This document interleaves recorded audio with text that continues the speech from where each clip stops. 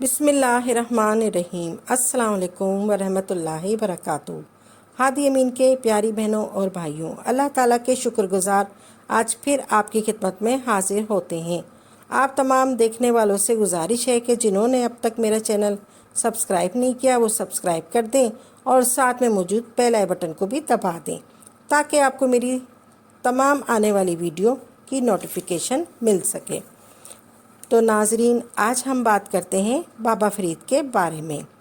एक बार बाबा फ़रीद लोगों के दरमियान बैठे थे और लोगों को अल्लाह की बातें बता रहे थे कि पाक पटन का सबसे बड़ा ज़िम्मेदार बाबा की खिदमत में हाजिर होता है। ज़िम्मेदार को देखकर वहाँ जितने भी लोग बैठे थे वो अदब में खड़े हो जाते हैं।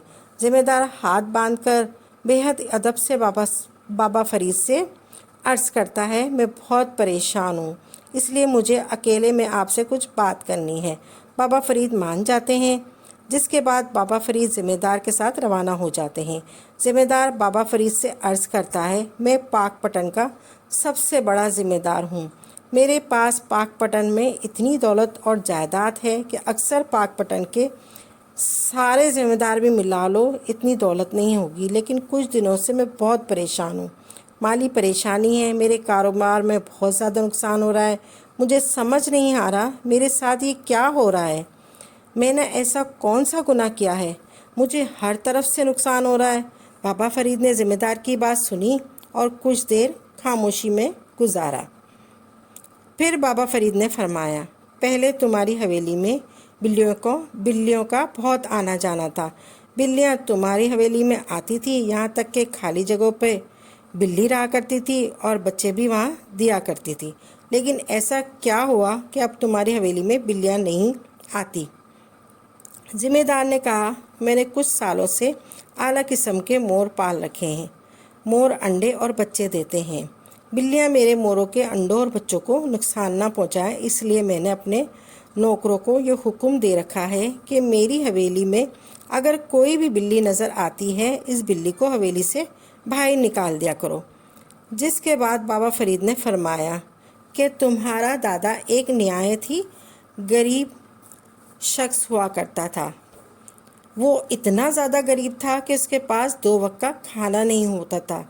वो एक वक्त खाता और एक वक्त फाका करता था। इसकी किस्मत में रुपये पैसे की रेल फेल नहीं थी, लेकिन हाँ, इसमें एक बहुत अच्छी आदत थी कि वो अपने खाने में से थोड़ा खाना निकालता था और बिल्लियों और परिंदों को डाल दिया करता था। अल्लाह रब्बुल इज़्ज़त को इस शख्स की ये आदत पसंद आई, जिसके बाद अल्लाह रब्बुल इज़्ज़त ने तुम्हारे दादे को इतना ज़्यादा रिस्क दिया कि तुम्हारा दादा पाक पटन का बहुत बड़ा ज़िम्मेदार बन गया। इस तरह तुम्हारे वालिद में भी ये आदत थी कि वो उनकी हवेली में जितने भी जानवर आते थे उन्हें खाना और पानी डाला करते थे। लेकिन जब तुमने अपनी हवेली में बिल्लियों को आने से रोक दिया तो तुम्हारी किस्मत में तो बहुत कम रिस्क लिखा था। तुम्हें तो अब जानवरों की किस्मत से रिस्क मिल रहा था, और जब तुमने बिल्लियों को आने से रोक दिया, बिल्लियों की वजह से जो तुम्हें रिस्क मिलता जा रहा था वो रिस्क भी तुम्हें मिलना रुक गया। अगर तुम पहले जैसे ज़िम्मेदार और दौलतमंद होना चाहते हो तो अपनी हवेली में बिल्लियों को आने से नहीं रोकना, बल्कि जितना हो सके तो गर्मियों में परिंदों के पानी का खास ख्याल रखो। इस तरह सर्दी गर्मी में परिंदों को दाना डालो। खाना खा लेने के बाद जितना रिस्क बच जाता है उन पर बिल्ली, गाय और दूसरे जानवर का हक होता है। जानवरों तक रिस्क पहुंचाओ, फिर देखो तुम्हारे घर में किस तरह से रिस्क आता है। जो शख्स भी जानवरों और परिंदों का ख्याल रखना शुरू हो जाता है, हरगिज़ भी इन्हें मारे नहीं, और ये है घर में आने वाली बिल्लियों को ना रोकें। इस तरह कोशिश करें कि अपनी छत या दीवार या पर पानी का इंतज़ाम ज़रूर करें ताकि प्यासे परिंदे आपकी छत पर आएं और पानी पीकर आपको दुआएं देकर जाएं। और रात का खाना खा लेने के बाद आपके घर में कुछ फालतू बच जाता है, कोशिश करें कि वो जानवरों को डाल दें ताकि वो भी अपना पेट भर सके। जब आप अपने अल्लाह की मखलूक का ख्याल रखेंगे तो रिस्क आपसे वाबस्ता हो जाता है।